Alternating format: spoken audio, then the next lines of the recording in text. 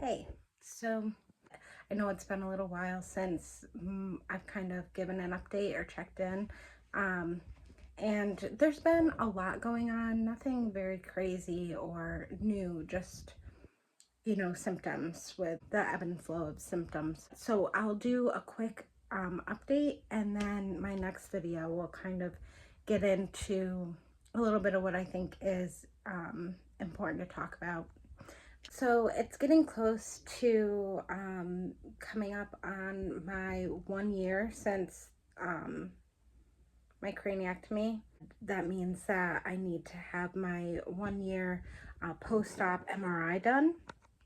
And so um, I've been in the process of getting that scheduled. It's been frustrating to say the least. If you are a medical receptionist out there, your job is very important. So please just, think about the way that you interact and talk to and treat the people who are calling in to help in anything, whether it's a brain surgeon's office or your general practitioner's office. You matter, and you should be really trying hard to listen to the patients, so not assuming you know what they're trying to say or think. And if you don't understand them, ask a clarifying question so that you can understand. It's a simple thing, but it matters a lot. My symptom wise, for I'd say maybe around August, I had a really great month. So it was like slowly getting better and better since I had my surgery. It was very, very slow, gradual healing process. But it was slowly getting better and better. But I noticed it kind of plateaued around August. August, I honestly felt the best I had felt since I had the surgery. That was a really great month. But then it seemed like just all of a sudden, I think it was the beginning of September, maybe middle of September, my symptoms just started coming on like strong. Like I started having similar pain to before I had surgery, or like right after surgery, where it was hard for me to be up and do things, and it was a lot of pain. Now when I say a lot of pain, you guys probably understand what I'm talking about, but in case there's somebody on here who doesn't have these conditions or they aren't affecting them in the same ways, I will try to kind of explain what I mean by pain. So it is, the back of my head and neck is still in pain. It's not in as severe pain as it was before I had surgery, but it's like if I have my head tilted down, I don't know if the muscles or something get tired. I've got kind of like a divot in the back of my skull where it kind of like my head kind of feels like the skin's kind of being sucked in a little, like a little bit of a hole. And now we know that they did a craniectomy, part of my skull's gone, I get that. But the below that, it's not dipped in, it's just kind of like up high, then there's a dip in. So I don't know if that's normal or what. I'll hide that. But I will ask the surgeon about it when I have my 1 year post-op. But it seems like when that feels more sunken in, that's when my head hurts worse. Like my neck is in pain. I have like more headaches. I can't really tolerate laying on it, like with my head against the pillow or the back of a recliner or anything like that. It's just painful. I get more headaches. Also, my upper back pain had started to be really bad again, where, like from my neck in between my shoulder blades, the like mid to upper back, very painful. And my lower back, I do have pain in it every once in a while if I overdo it, like I'd been saying in other videos, but it is still nothing like it was before I had surgery. So I don't know exactly what it was. I know because in my situation, I was leaking, I had a tear in the lining of my brain, 2 tears, that I was leaking cerebral spinal fluid or brain fluid from.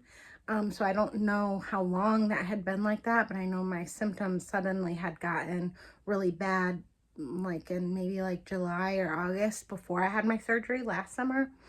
And like so bad. And so maybe it could be around then, but maybe my point is maybe with that leaking, when it like aggravated the lining of my brain, obviously, but the leaks running down maybe aggravated like my spinal cord and somehow affected my lower back too, and that's why it was just so severe in my lower back. I know my doctor had said that the my syrinx had shrunk a little bit up, so it wasn't going down into my lumbar spine anymore. Like from the bottom it was a little shorter, from the top it wasn't.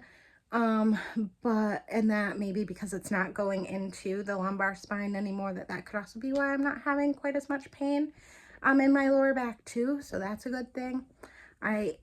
I'm really can't wait to kind of see what the MRI shows for this 1 year post-op.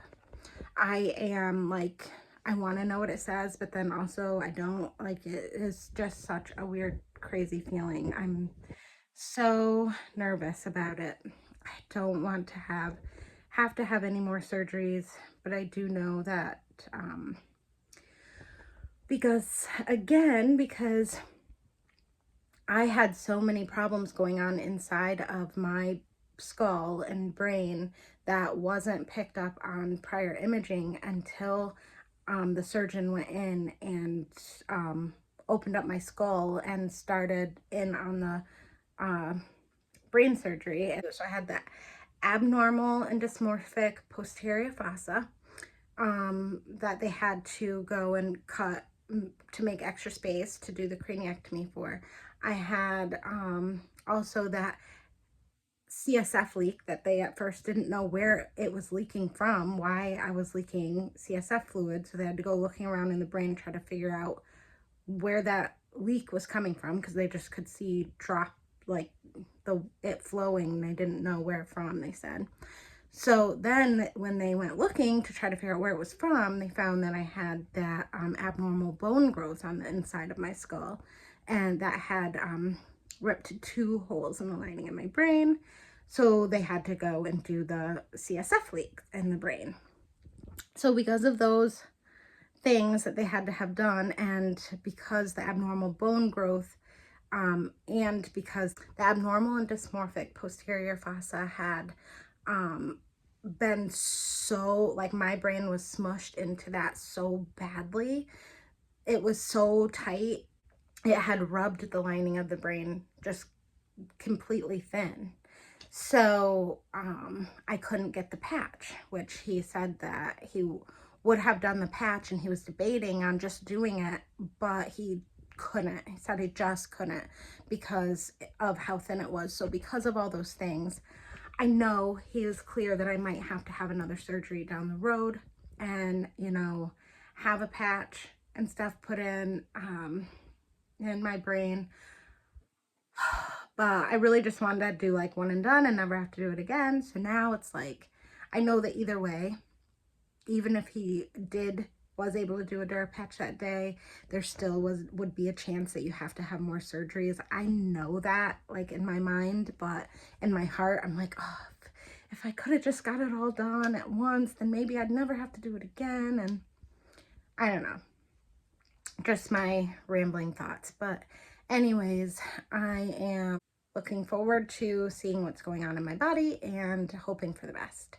And so that's kind of my update.